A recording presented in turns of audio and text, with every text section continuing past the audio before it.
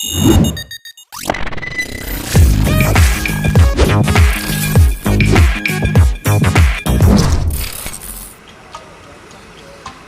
menjalani pemeriksaan kurang lebih 5 jam, ST, seorang anggota DPRD Kota Pasuruan yang sebelumnya pernah menjabat Camat Gading Rejo, dan EW yang saat itu menjadi staf dari ST telah ditetapkan sebagai tersangka dan dilakukan penahanan oleh Kejaksaan Negeri Kota Pasuruan atas dugaan korupsi pengadaan lahan Jalan Lingkar Utara. Kedua tersangka yang terlibat korupsi pengadaan lahan Jalan Lingkar Utara atau JLU Kota Pasuruan itu melakukan pemalsuan akta jual beli atau AJB yang mengakibatkan negara mengalami kerugian hingga 118 juta rupiah.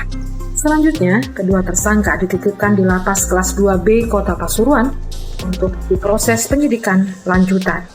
Saat hendak dibawa ke Lapas Kelas 2B Kota Pasuruan, ST terlihat emosi dan melontarkan kata bahwa dirinya merasa tidak bersalah dan sudah melakukan kinerjanya sesuai dengan aturan. Mas, tunjukkan bahwasannya saya tidak bersalah dan ditahan. Kenapa Pak nolak? Akan diambil apa Pak? Ya?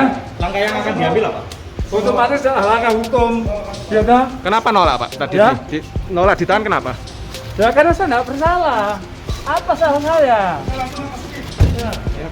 Tersangka ST saat menjabat sebagai Camat Gading Rejo sekaligus pejabat pembuat akta tanah sementara atau PPATS serta EW yang saat itu menjadi staf ST melakukan penyimpangan terkait pemberian ganti rugi lahan yang akan digunakan untuk proyek Jalan Lingkar Utara Kota Pasuruan pada tahun 2015. Anggaran pengadaan lahan Jalan Lingkar Utara yang sudah dialokasikan sebesar 60 miliar rupiah, realisasi sekitar 9 miliar rupiah. Dari realisasi pengadaan lahan senilai 9 miliar rupiah itulah, penyidik menemukan kejanggalan, di mana ada satu pemberian ganti rugi tidak diberikan kepada orang yang berhak. Nah, sore hari ini teman-teman penyidik ya, sudah sampai kepada tingkatan atau tahapan pemeriksaan dan sampai kepada penetapan tersangka untuk kasus dugaan penyimpangan di dalam pemberian ganti rugi untuk lahan yang nantinya akan digunakan untuk JLU, Jalan Lingkar Utara. Jadi dari keterangan yang kami peroleh bahwa anggaran untuk JLU itu sudah dialokasikan di dalam APBD itu sekitar 60 miliar ya Mas.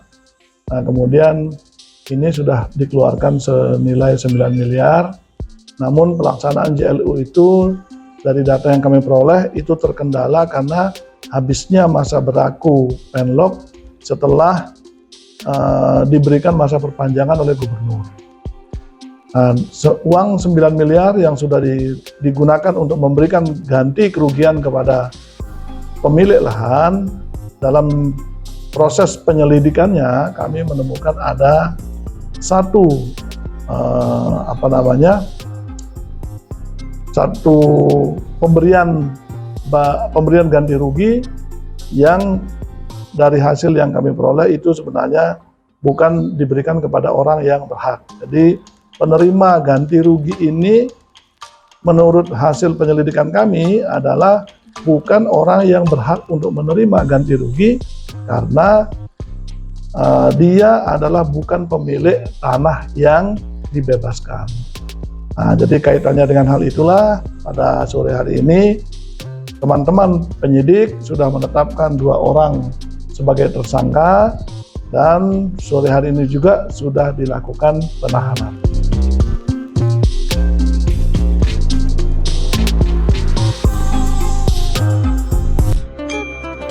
timesindonesia.co.id